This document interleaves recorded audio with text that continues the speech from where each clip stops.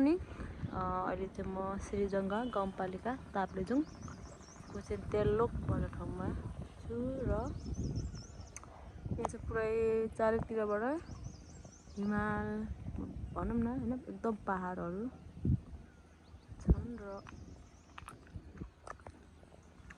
यहाँ चाहिँ गाउँपालिका कार्यालय छ।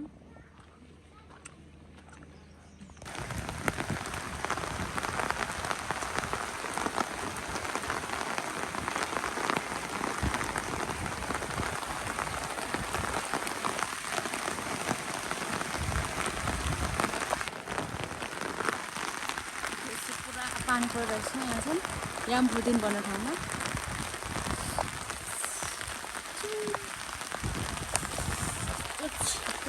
मर्निङ अहिले चाहिँ म यामफुदेन भन्ने ठाउँमा छु र यो चाहिँ श्री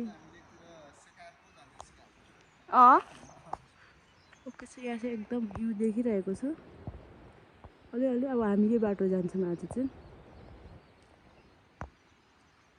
यामफुदेन भन्ने ठाउँ। एकदम राम्रो भव्य ठाउँ रहेछ।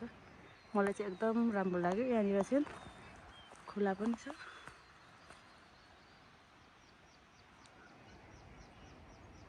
ओके सो अहिले चाहिँ हामी यामफुदेनबाट आज कहाँ जान्छौँ दाइ? आज हामी नयाँ झोलनी भन्ने ठाउँमा जान्छौँ। आजको यात्रा भनेको चाहिँ हाम्रो 5 आवर है, 5 घन्टा चाहिँ लाग्छ होला होइन त्यहाँ पुग्नु। सो यहाँसम्म चाहिँ यो यामफुदेनसम्म चाहिँ गाडी आइपुग्छ र त्यहाँबाट चाहिँ हिँड्नुपर्ने हुँदो रहेछ। यहाँ चाहिँ हाम्रो दाइ हुनुहुन्छ। यहाँ चाहिँ हाम्रो लोकल गाइड हो। अनि सबै थाहा छ बाटो। सो यस यस रमाइलो हुनेछ होइन दाइ? ओके अब चाहिँ हाम्रो बाटो यस्तो छ, यस्तो खालको सिङ्गल ट्रेल।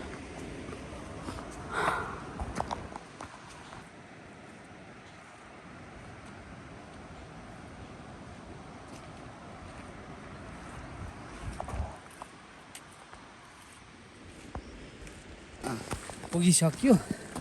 तिमी यहाँ के खोज्दै हुन्छौ भन्यो अरे यहीँ ठ्याक्क त्यो घाँटी छिनमा पुग्दा अनि उसको पालो सर्टकट कुद्ने हुँदाखेरि उसको एउटा आँखा फुटेको थियो गाबिन खोला। अनि त्यसो गरेर चाहिँ उसले बाजी जित्यो अरे। अनि चाहिँ उसले जित्यो। जितेपछि चाहिँ ऊ बासेको अरे। छिटो पुग्यो, एक महिना पहिला पुग्यो। अनि कहाँनिर पुग्नु पर्ने थियो? तल त्यो के अरे कोसीमा मिसिनु पर्ने, कोसी हुनुपर्ने। उसले पहिल्यै नै कोसी भइसक्यो त्यो मिसिएर कागेर। अनि उसले जित्यो बाजी। अनि ऊ भाले। अनि हाम्रो त्यसो भए चाहिँ यो काबेली चाहिँ भाले तोम्बर चाहिँ पोथी। अनि हुनु त ऊ सेतो छ, यो हरियो छ है। सङ्लो एकदम। त्यो चाहिँ पोथी धमिलो हुन्छ। त्यो तम्बर धमिलो हुन्छ होइन, कमेरो जस्तो हो त्यो एउटा पोथी। अनि ऊ चाहिँ बासे गऱ्यो। अनि हाम्रो भाषाबाट चाहिँ कावामा बासेको कावामा भनेर चाहिँ किम्बदन्ती। बाजेले 96 वर्षको बाजेले भन्नुहुन्थ्यो। यसो सुन्यो है हजुर। यसो नि यसो। तपाईँ कति वर्ष? म 40 वर्षको दाइले सुनाइदिनु भयो हामीलाई। अब भोलि पर्सि फेरि यसरी बालबच्चा आउने पिँढीलाई उहाँले सुनाउँछु होइन, सुनाउने। मेरो त 3टालाई सुनाउँछु मैले। त्यसो पऱ्यो एउटा कथा पो रहेछ त्यसको पनि भन्ने। यो त तुम्या काबेली होइन, काबेली सबै हाइडोली लगेर अनि छोड्यो, केही छैन। यहाँ कुद्दैछ नि भित्र।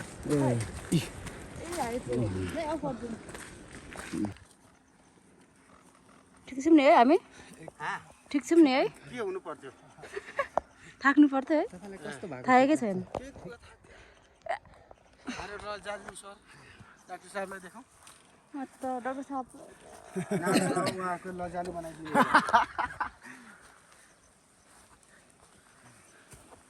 डाँडा चक्लेट खानुहुन्छ?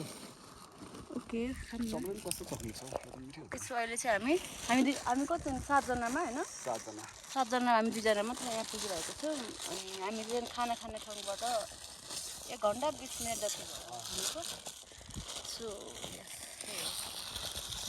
यहाँ चाहिँ हामी एकदम एनर्जी बुस्टको लागि चाहिँ रेड बुल युज गर्न आँटेको छौँ होइन एनर्जी ड्रिङ्क भनेर लेख्नु चाहिँ लेखिरहेको छ कतिको एनर्जी दिन्छ भन्ने कुरो चाहिँ एकछिनमा थाहा हुन्छ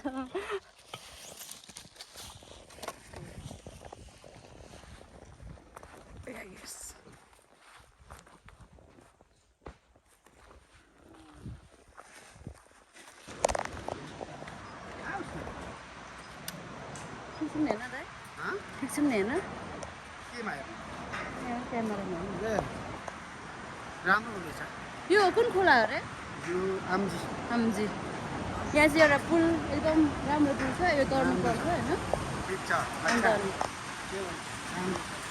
राम्रो छ नुबा छ नुबा एकदम नुबा यो चाहिँ लिम्बू भाषा हो होइन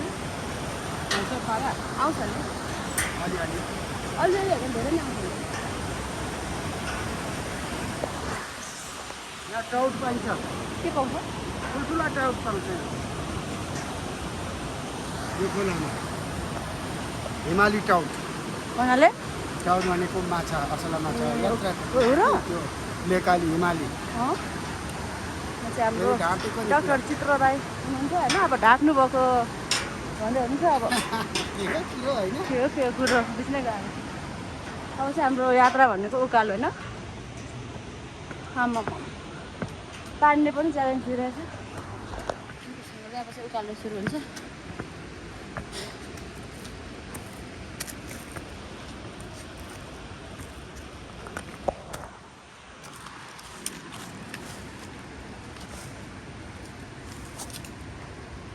हामी चाहिँ म्याराथनवाला साह्रो पऱ्यो तर है ठिक छ म्याराथनवाला अगाडि लानु पर्यो ओके सो अहिले चाहिँ हामी आमजी भन्ने ठाउँमा पुग्यौँ र त्यही हो पानी पनि एकदम परिरहेको छ अनि हामी आजको कति 3 घन्टा जति चाहिँ हिँडिसकेको छ अबको 2 घन्टामा चाहिँ माथि पुग्नेछौँ र यहाँ चाहिँ अब अलिकति गोठको पनि मजा लिउँ भनेर होइन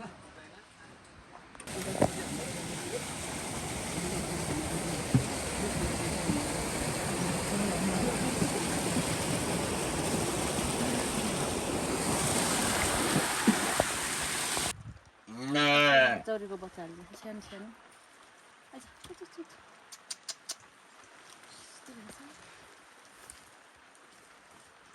चौरीको बच्चा चाहिँ यस्तो हुँदो रहेछ होइन आइज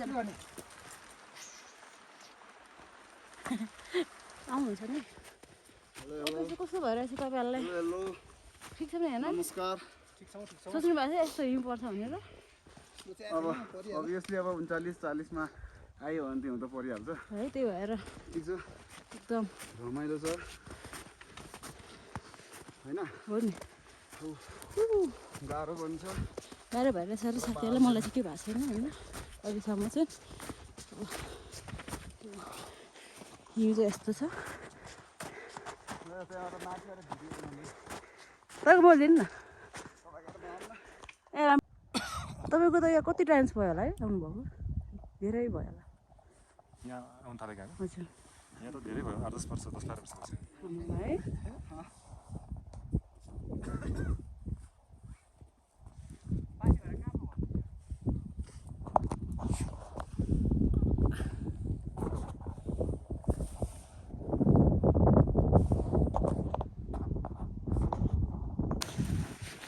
सो अहिले चाहिँ हामी एकदम डाउनहिलको हिउँ भएको ठाउँमा छौँ अनि त्यही हो अब यस्तो रमाइलो भइरहेछ होइन हिउँमा हेर्नु कञ्चनजङ्घाको ट्रेकिङको रुटमा छौँ अहिले हामी सो